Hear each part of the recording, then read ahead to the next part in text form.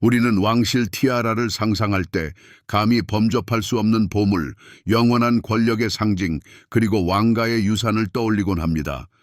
수백 년 동안 두터운 금고 속에 잠들어 있다가 모계로 전해 내려오며 화려한 연회와 비극적인 격변을 묵묵히 지켜봐온 찬란한 유물들을 말이죠. 이러한 보석들의 운명은 정해진 듯 보입니다. 소유자들을 넘어 역사의 한 페이지로 영원히 기록되는 것이죠. 이탈리아의 비토리오 에마누엘레 3세 국왕의 왕비였던 사보이의 옐레나 여왕이 소유했던 유명한 에메랄드 티아라 역시 그러했습니다. 그것은 단순한 장신구를 넘어선 무지공방이 5개의 거대한 콜롬비아산 에메랄드와 수많은 다이아몬드를 활용하여 탄생시킨 주얼리 예술의 극치였습니다. 위풍당당하고 높이 솟아 진정으로 왕실다운 그 티아라는 유럽의 가장 위대한 강대국 중 하나인 이탈리아의 여왕의 머리를 장식하기 위해 만들어졌습니다.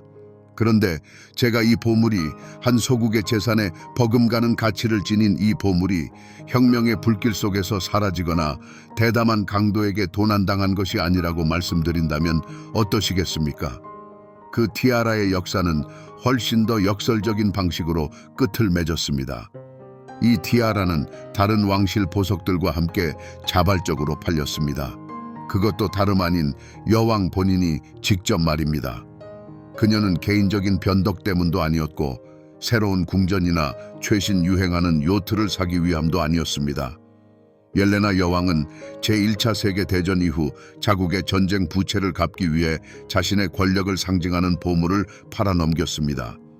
그 시대 대부분의 군주에게는 상상조차 할 수 없는 이 행동은 사치에 탐닉하는 왕비라는 흔한 이미지를 순식간에 산산조각냅니다. 이는 단순한 아름다운 장신구 이야기가 아닌 심오한 인간 드라마로 변모합니다. 이로 인해 우리는 탐구의 가장 중요한 질문을 던지지 않을 수 없습니다. 러시아에서는 미움을 받았지만 이탈리아에서는 숭배받았던 이 몬테네그로의 옐레나는 과연 어떤 여인이었을까요? 왕권의 본질에 대해 우리가 생각했던 모든 것을 의문스럽게 만드는 행동을 그녀에게 강요한 것은 무엇이었을까요? 자, 이제 저와 함께 다이아몬드보다 의무를 소중히 여겼던 이 여왕의 수수께끼를 풀어보고 그녀의 이야기가 에메랄드 티아라의 눈부신 광채보다 훨씬 더 복잡하고 비극적이었음을 밝혀낼 탐험을 떠나보시죠. 옐레나 여왕의 행동을 이해하려면 우리는 그녀를 길러낸 세계, 그녀의 근원으로 거슬러 올라가야 합니다. 우리의 이야기는 화려한 이탈리아 궁전의 홀이 아닌 거칠고 웅장한 몬테네그로의 산맥에서 시작됩니다. 옐레나는 발칸반도에 자리 잡은 작지만 자부심 강한 왕국의 통치자였던 니콜라 1세 국왕의 딸이었습니다. 19세기 말의 국제 정치에서 니콜라 1세 국왕에게는 하나뿐이지만 지극히 귀중한 자산이 있었으니 바로 그의 딸들이었습니다.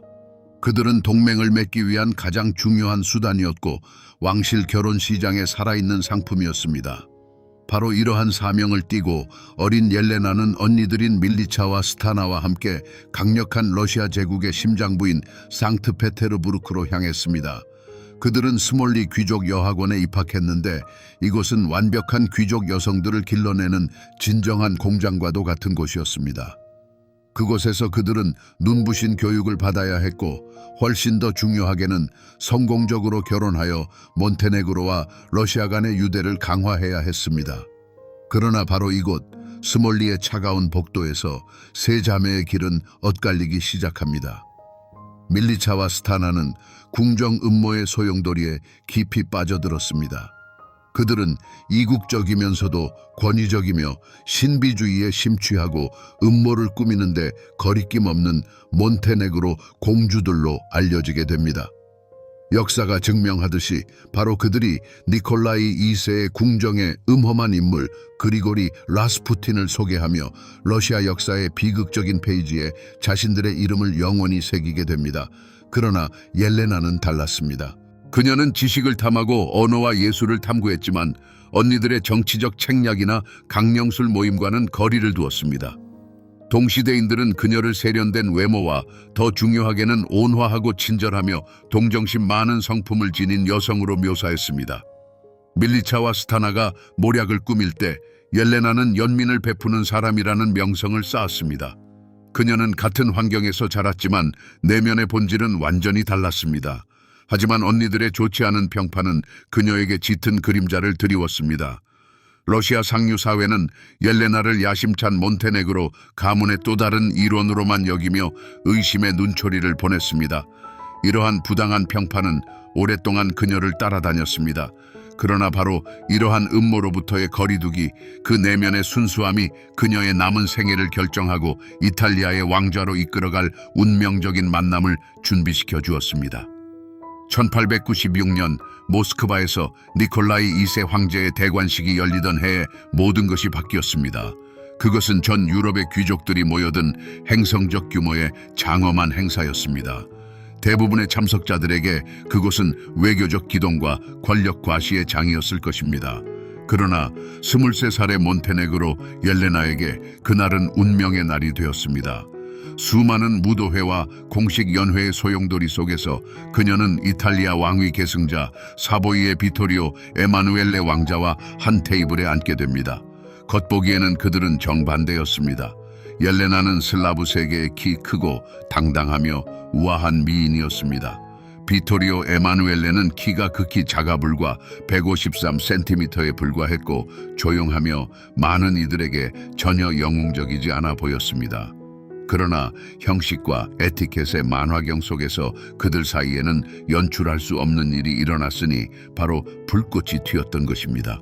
그것은 계산이 아니라 서로의 지위가 아니라 소울메이트, 즉 소울메이트를 발견한 두 사람 사이의 진실하고 즉각적인 매력이었습니다. 이 갑작스럽게 불타오른 로맨스는 현상 유지에 대한 첫 번째 중대한 위반이었습니다. 그것은 모든 기존 질서에 대한 도전이었죠. 가톨릭 이탈리아의 왕위 계승자와 정교회 몬테네그로 공주의 결혼은 단순한 두 사람의 결합이 아니었습니다. 그것은 정치적, 종교적 선례를 만드는 일이었습니다. 그리고 그것은 희생을 요구했습니다. 미래의 왕비가 되기 위해 옐레나는 조상들의 신앙을 버리고 가톨릭으로 개종해야 했습니다. 바로 여기에 완벽한 그림 속 첫 번째 균열, 첫 번째 진정한 음모가 존재합니다. 이 결정은 옐레나에게 첫 번째 중대한 시련이 되었습니다. 그녀의 어머니 밀레나 왕비는 맹렬히 반대했으며 딸의 행동을 받아들일 수 없어 결혼식에도 참석하지 않았습니다. 옐레나는 단지 남자들 사이에서 선택하는 것이 아니었습니다. 그녀는 자신의 과거와 미래 사이에서 가족에 대한 충성심과 왕관을 약속했지만 그 대가로 그녀의 영혼의 일부를 요구하는 사랑 사이에서 선택하고 있었던 것입니다. 결혼식은 거행되었지만 동화 같은 결말 대신 새로운 예상치 못한 문제를 낳았습니다. 그들의 결혼 사진이 유럽 전역에 퍼지자 그것은 감탄보다는 비웃음을 샀습니다. 키 큰 신부와 작은 신랑의 엄청난 키 차이는 그들을 풍자의 대상으로 만들었습니다. 그들은 즉시 우스꽝스러운 커플이라는 별명을 얻었습니다. 이것은 단순히 재미있는 오해가 아니었습니다. 그것은 그들의 개인적인 행복이 무자비한 대중의 의견과 처음으로 충돌한 순간이었고 그들의 여정이 정치적 적뿐만 아니라 세상의 모든 편견과 싸워야 하는 시련으로 가득할 것임을 암시하는 첫 번째 단서였습니다. 이탈리아 커플에 대한 조롱 뒤에는 단순히 키 차이보다 훨씬 더 깊은 드라마가 숨겨져 있었습니다. 이를 이해하려면 당시 이탈리아 정치의 이면을 들여다볼 필요가 있습니다. 우리가 당연하게 여기는 이탈리아 왕국은 세기가 바뀔 무렵에도 여전히 매우 젊고 취약한 국가였습니다. 통일 과정인 리소르지멘토는 불과 20여 년 전에야 완료되었습니다. 사보이 왕조는 아직 국민의 의식 속에 깊이 뿌리내리지 못했고 역사적 정통성과 전 국민적인 사랑이 절실히 부족했습니다. 이러한 상황에서 군주의 인격은 엄청난 중요성을 띠게 되었습니다. 그런데 왕위 계승자였던 비토리오 에마누엘레 3세는 구 귀족들에게 끊임없는 불안의 원천이었습니다. 그의 작은 키에 대한 컴플렉스는 단순히 개인적인 문제가 아니었습니다.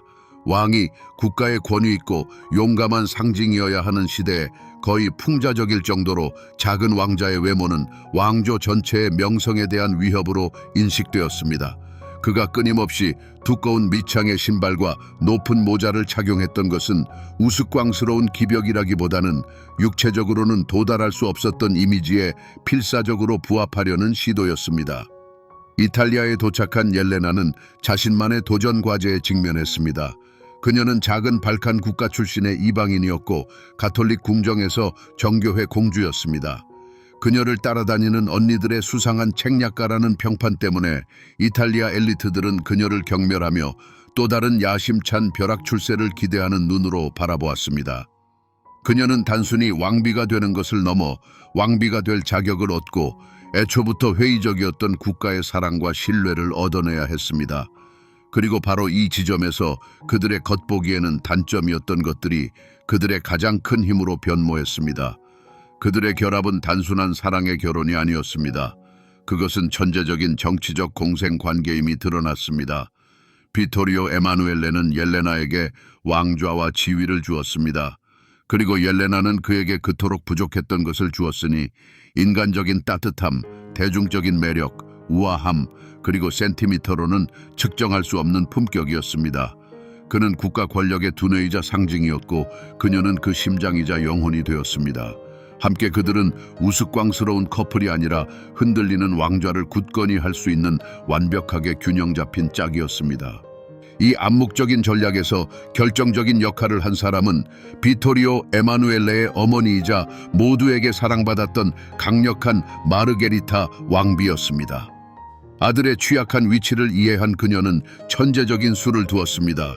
옐레나에게 결혼 선물로 주어졌던 그 유명한 에메랄드 티아라는 마르게리타 왕비의 개인 보석들로 만들어졌습니다. 이것은 단순한 시어머니의 선물이 아니었습니다. 그것은 권력과 축복을 공개적으로 계승한다는 의미를 담은 제스처였습니다. 자신의 에메랄드와 다이아몬드를 내어줌으로써 왕대비는 사위에게 자신의 정통성과 영광의 일부를 상징적으로 부여하여 모든 비판자들의 입을 다물게 했습니다. 티아라는 옐레나에게 단순한 장신구가 아니라 그녀를 왕조의 심장부로 이끄는 대관식 행위 그 자체였습니다. 왕좌에 오르자마자 몬테네그로의 옐레나는 보이지 않는 전쟁의 중심에 서게 되었습니다. 그것은 영토나 정치적 영향력을 위한 싸움이 아니라 20세기 왕권이 무엇이어야 하는지에 대한 두 가지 근본적으로 다른 개념의 충돌이었습니다. 한편에는 여왕 상징이라는 수백 년 된 전통 개념이 있었습니다. 다른 한편에는 그녀 자신의 혁신적인 여왕 봉사자라는 비전이 있었습니다. 여왕 상징 모델은 그녀에게 기대되었던 것이었습니다. 그것은 국가의 살아있는 상징으로서의 군주, 멀리 떨어져 있고 도달할 수 없는 인물, 그들의 주된 임무가 빛을 발하는 것인 이미지입니다. 이 패러다임 속에서 여왕은 국가 의전의 핵심 요소입니다. 그녀는 가장 비싼 드레스, 가장 눈부신 보석을 착용하고 무도회를 주재하며 전함을 진수해야 했습니다. 그녀의 에메랄드 티아라는 이 역할의 완벽한 도구였습니다. 흔들리지 않는 위엄과 부유함의 상징으로 경외심과 감탄을 불러일으키기 위함이었죠. 그것은 차갑고 거리를 두었지만 수세기 동안 권력을 주장하는 데 검증된 방법이었습니다. 하지만 스몰리 교육을 받고 타고난 공감 능력을 지닌 옐레나는 당시로서는 거의 혁명적인 완전히 다른 개념의 모든 것을 걸었습니다. 그녀는 사회적 모순으로 갈등하는 젊고 격동하는 이탈리아에서 예스 방식이 더 이상 통하지 않는다는 것을 본능적으로 이해했습니다. 군주제가 살아남으려면 백성에게 유용하다는 것을 증명해야 했습니다. 백성들의 사랑은 더 이상 물려받거나 요구할 수 있는 것이 아니었습니다. 오직 노력으로만 얻을 수 있었습니다. 그리고 옐레나는 봉사의 길을 선택했습니다. 이러한 이념의 충돌은 가장 분명한 예시를 통해 실행되는 것을 볼 수 있습니다.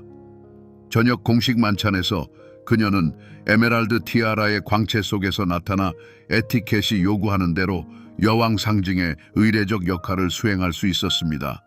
그러나 다음 날 티아라는 금고로 보내지고 왕비 자신은 비단옷과 다이아몬드를 벗고 간호사 가운을 입고 병원과 고아원으로 향했습니다.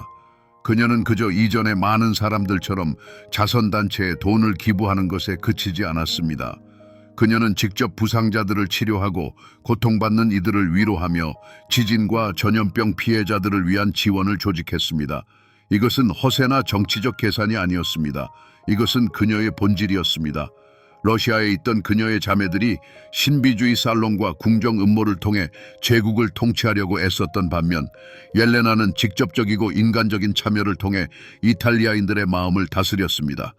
그녀는 보석의 차가운 광채와 살아있는 연민의 따뜻함을 의식적으로 대비시켰습니다. 그리고 백성들의 사랑을 얻기 위한 이 싸움에서 그녀는 압도적인 승리를 거두었습니다.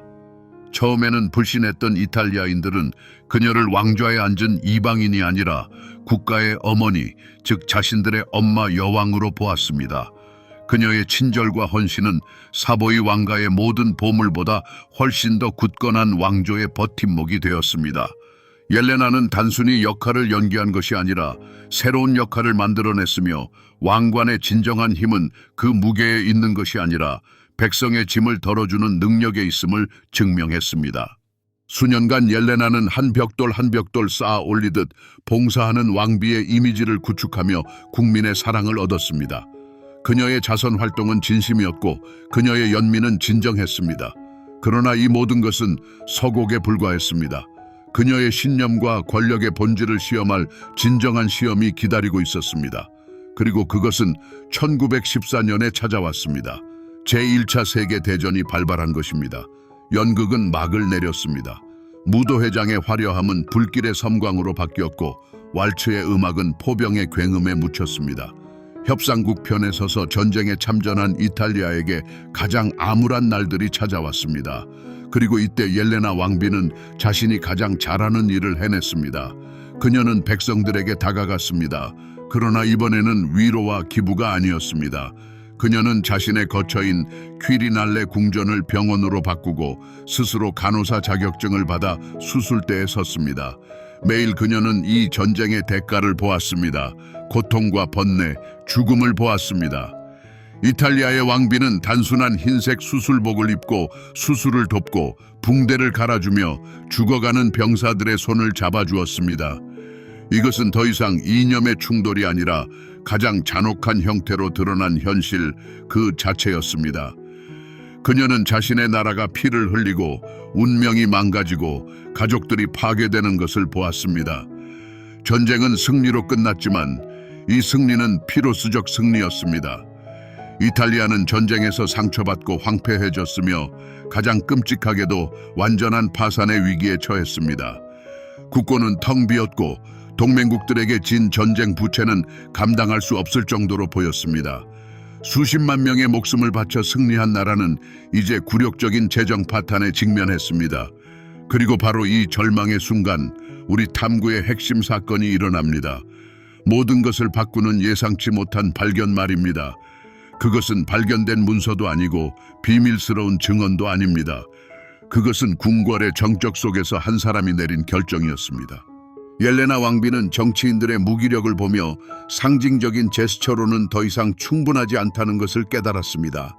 근본을 뒤흔들 수 있는 행동이 필요했습니다.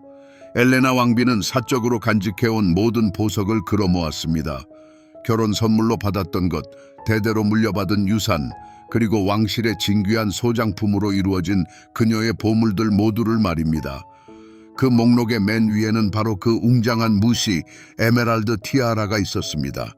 그녀의 대관식, 그녀의 권위, 그리고 사보이 가문으로의 입성을 상징하는 보석이었죠. 왕비는 자신의 심장에 가장 소중한 이 위엄의 상징을 포함한 모든 것을 매물로 내놓았습니다. 이것은 단순한 금전적 행위가 아니었습니다. 상상할 수 없는 상징적인 자기 희생의 행동이었습니다. 왕비는 조국의 명예를 구하기 위해 자신의 권위를 상징하는 모든 것을 자발적으로 포기했습니다. 보석을 팔아 얻은 수익금은 전쟁 부채를 갚기 위해 국가에 전달되었습니다. 이 순간 역사는 더 이상 아름다운 티아라에 대한 이야기가 아니었습니다. 그것은 조국의 재단에 자신의 왕관을 바친 왕비에 대한 전설로 변모했습니다. 게임의 규칙은 영원히 뒤바뀌었습니다. 군주제는 더 이상 단순한 상징이 아니라 구원자가 된 것입니다. 왕비의 제스처는 핵폭탄이 터진 듯한 파장을 일으켰습니다. 그러나 그것은 파괴가 아닌 창조의 폭탄이었습니다. 그녀는 자신의 보물을 팔아 단순히 부채의 일부를 갚은 것이 아니었습니다. 그보다 훨씬 더 중요한 일을 해냈으니 바로 고통받는 나라에 새로운 믿음을 선사한 것이었습니다. 군주제가 짐이 아니라 버팀목이라는 믿음을요. 그녀의 인기는 하늘 높은 줄 모르고 치솟았습니다. 그녀는 더 이상 범접할 수 없는 존재가 되었습니다.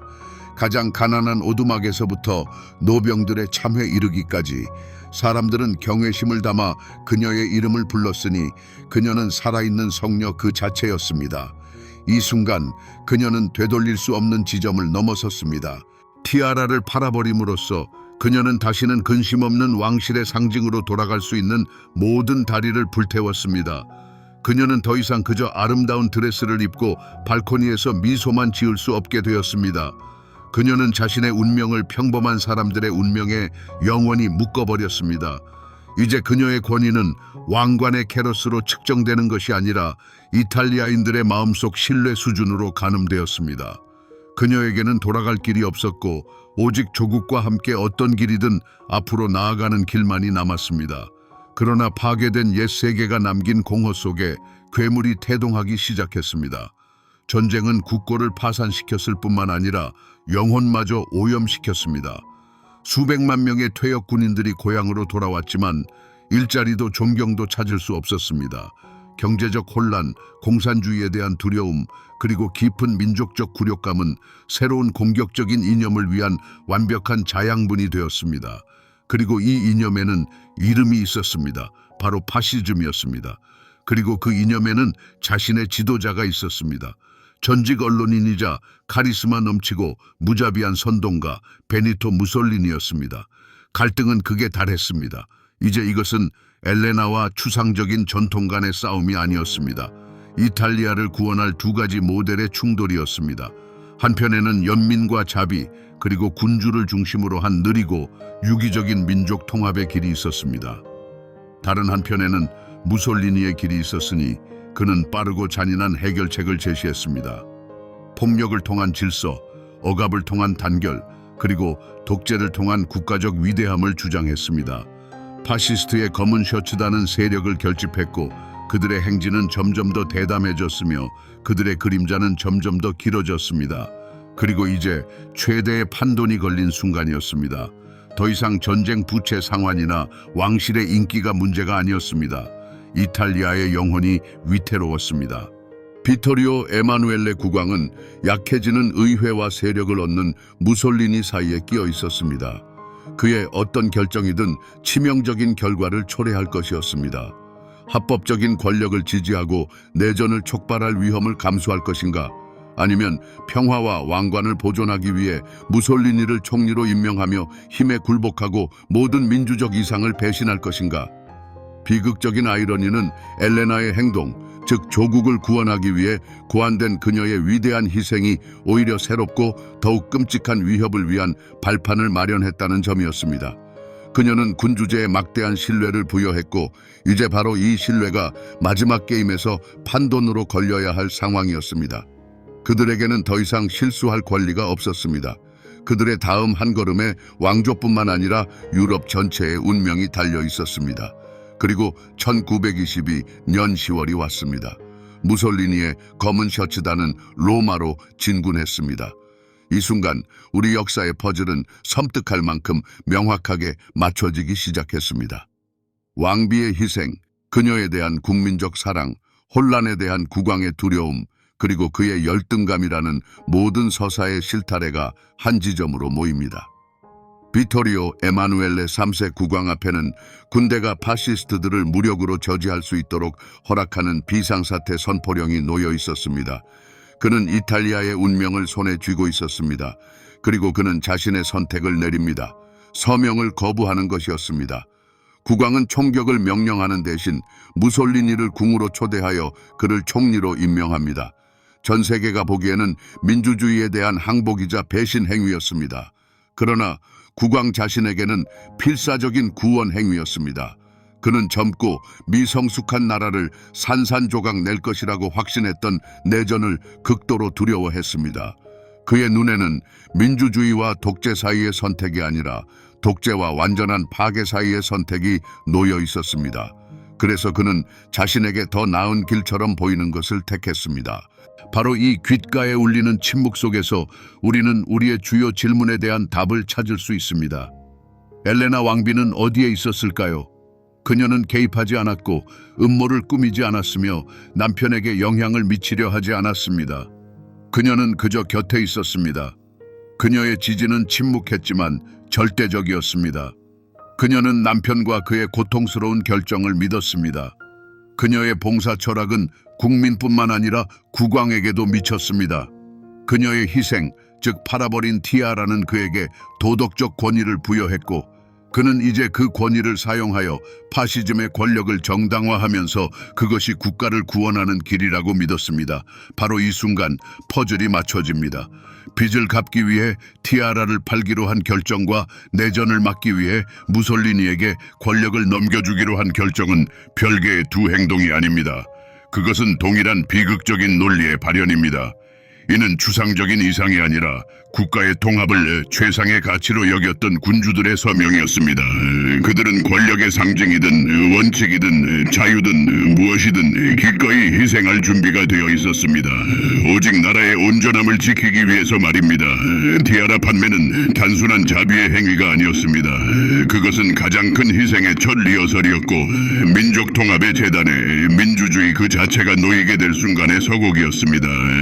20년 동안 왕실 부부는 무솔리니 정권에서 통치자라기보다는 인질에 가까운 황금 세장 속에 살았습니다.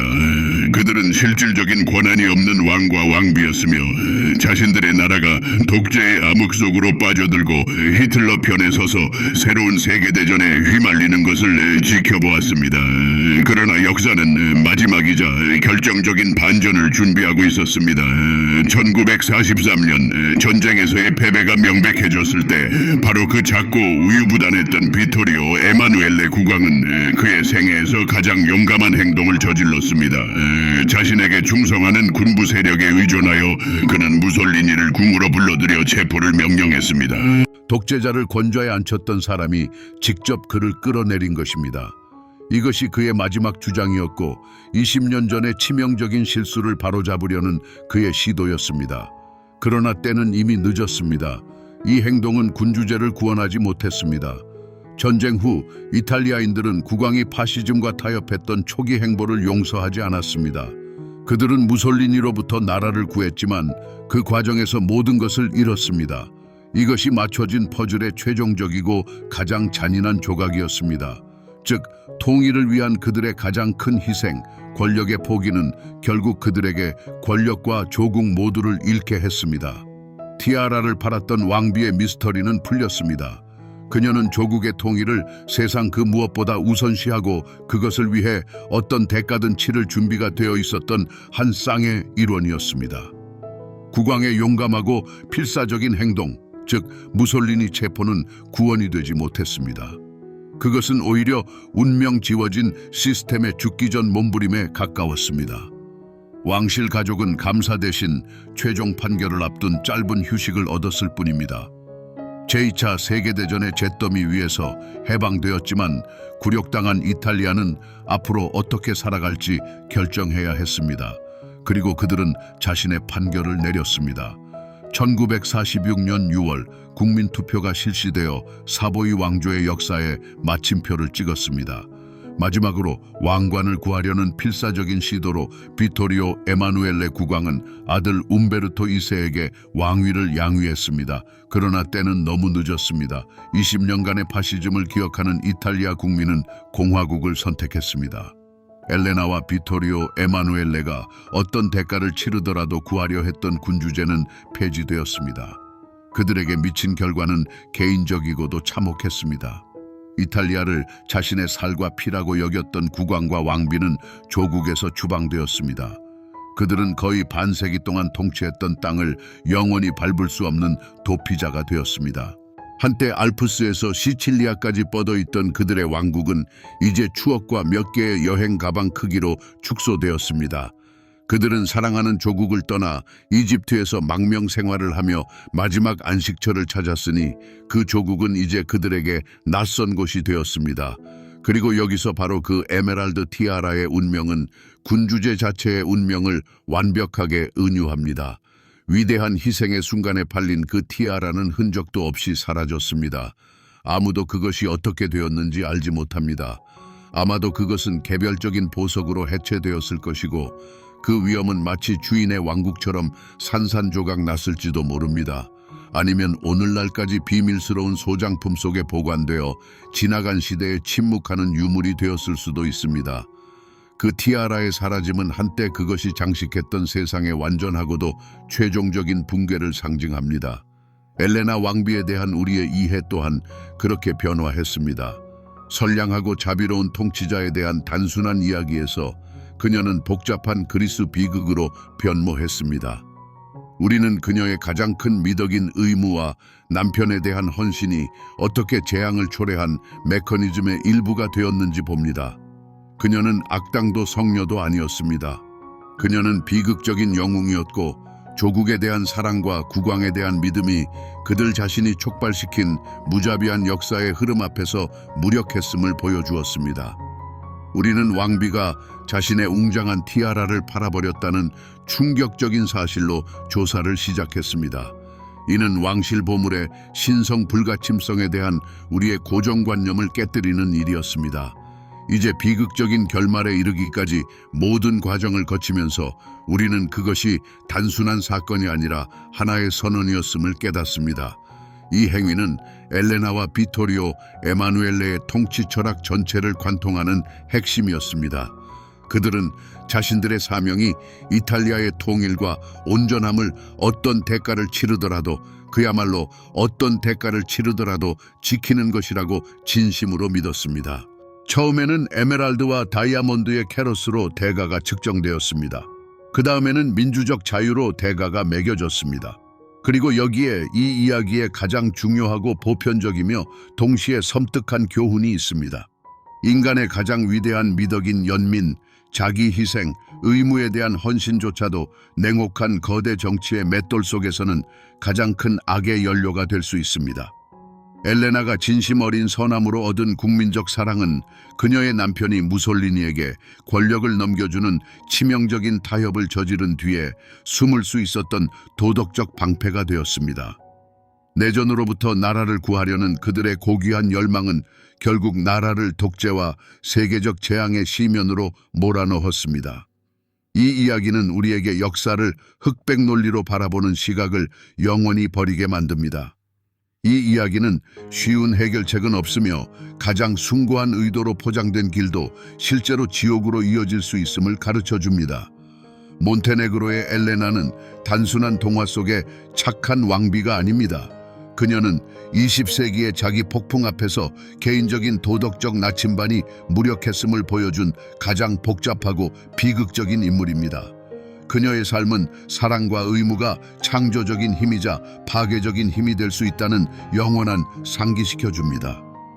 이제 사보이의 엘레나라는 이름을 다시 듣게 되면 그녀의 자비로움뿐만 아니라 많은 것을 떠올릴 것입니다. 권력을 쥐고 있는 자들 앞에 놓인 선택에 감당할 수 없는 무게를요.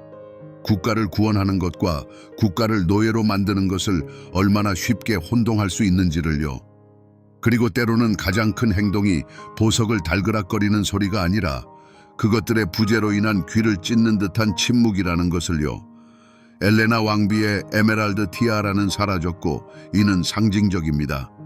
이탈리아를 구하기 위해 팔렸지만 결국 티아라도 군주제도 전전의 평화도 구하지 못했습니다. 오직 권력과 그 덱에 대한 우리의 이해를 영원히 바꾼 전설만이 남았습니다. 이 티아라의 진정한 가치는 돈으로 측정된 것이 아니라 결과로 측정되었습니다.